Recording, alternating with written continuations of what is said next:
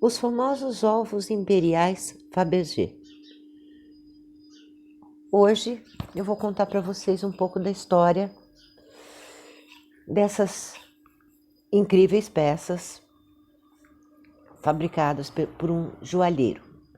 Para quem não me conhece, eu sou a Sil, sejam todos muito bem-vindos ao canal. Enfim, os ovos Fabergé, eles são assim, até hoje, um símbolo de riqueza, de opulência e por aí vai. A família Fabergé era uma família franco-dinamarquesa que eles foram migrando França, Alemanha, Itália, Alemanha, até chegar na Rússia. E se estabeleceu em São Petersburgo.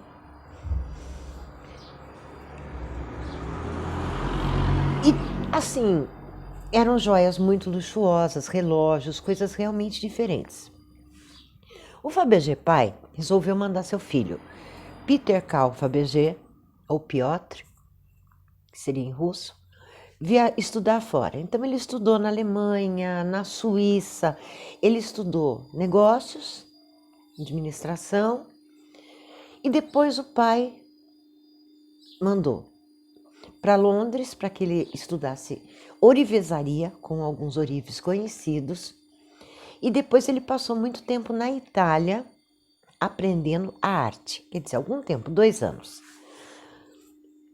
Quando ele voltou para a Rússia, as indústrias do Fabergé já eram assim uma coisa enorme. E ele resolveu montar um esquema de linha de produção para fabricar.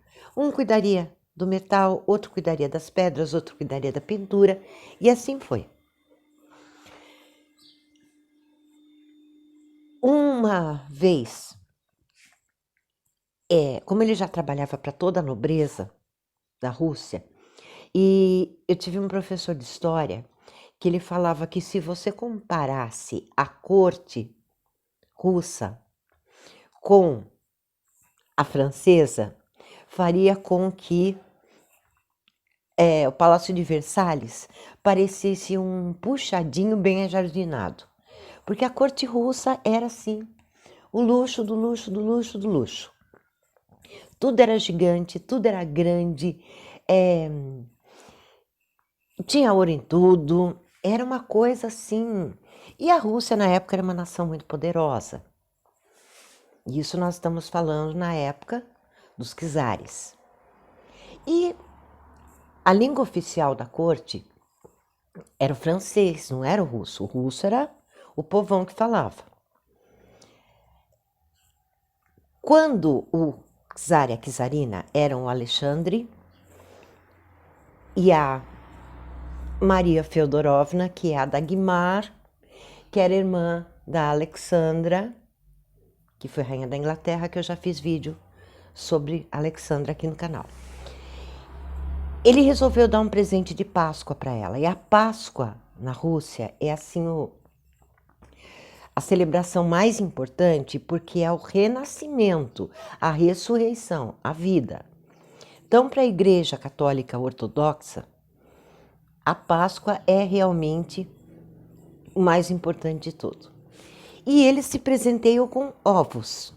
Vários países da Europa, até a Rainha Vitória fazia isso, e povos assim da Escandinávia, dos Balcãs, eles pintam ovos e presenteiam.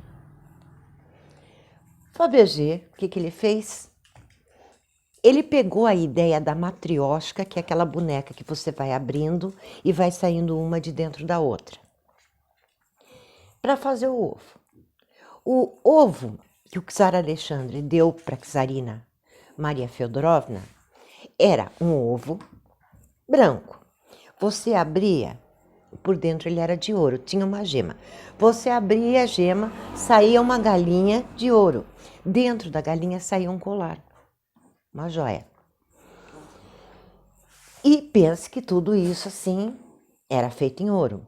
Ouro, algumas coisas de prata. Com isso, ele começou a tradição dos ovos imperiais. Tinham alguns nobres que compravam, mas no total ele fez 50 ovos imperiais. 10 o Alexandre deu para Maria Feodorovna, depois 20 foram presente do czar Nicolau para sua esposa, a czarina Alexandra, e para sua mãe, Maria Feodorovna. Então, foram 10, 20, 20, 50. Desses 50 ovos, 7 desapareceram, mas os outros todos foram encontrados. E existe um museu na Rússia, de um empresário milionário.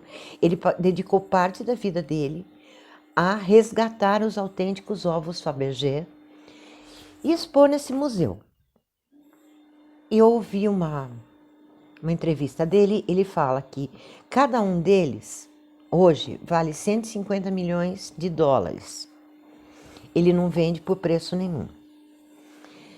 Ainda existem as indústrias Fabergé? Sim, elas fabricam outros tipos de joia, mas inspirados no que ele fez. E os relógios também. Mas existe também o mercado paralelo. Porque se você tiver R$150, você compra um ovo Fabergé na AliExpress. Quer dizer, não é um ovo Fabergé. É uma cópia, uma imitação. E muitos brasileiros brasileiros ricos, caíram no golpe do estou comprando um ovo Fabergé. E era falso. Não sei se pode citar nomes, mas foi o dono do Banco Santos e o Eike Batista. Eles caíram no golpe do ovo falso. Então, durante os últimos 10 anos do reinado do czar Alexandre e da czarina Maria Feodorovna, e nos 20 anos seguintes do reinado do filho dele, que era o Nicolau, casado com a Alexandra, que era a neta da Vitorinha,